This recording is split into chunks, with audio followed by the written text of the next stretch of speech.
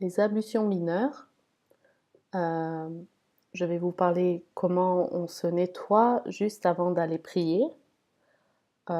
C'est en règle générale aussi, c'est après avoir dormi longtemps, après être allé aux toilettes ou d'autres raisons que vous pouvez lire sur Internet ou que je vais vous donner plus tard. On va commencer par dire Bismillah, on va invoquer le nom d'Allah et ensuite on va se laver les mains 3 fois. D'abord la main droite, ensuite la main gauche. Ensuite, de la main droite, on va prendre de l'eau comme si notre main était une petite cuve, prendre de l'eau par la bouche et la recracher 3 fois.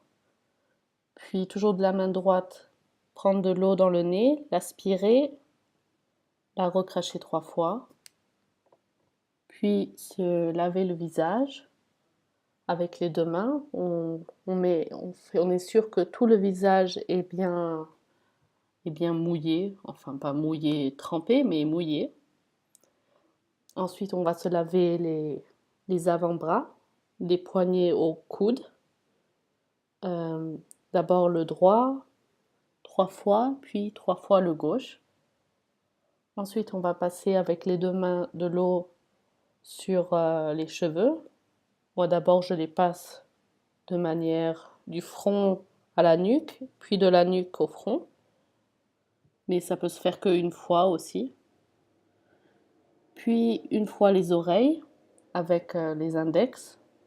On passe vite l'eau sur. Une fois qu'on a passé dans les cheveux, on peut passer une fois dans les oreilles.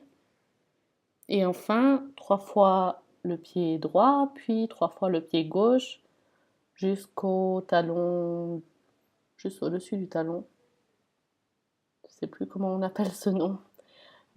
Jusqu'aux chevilles. Voilà. Ce sont les ablutions mineures et de manière très simpliste. Il y a des manières beaucoup plus longues de les faire en faisant des doigts pour chaque action faite et aussi euh,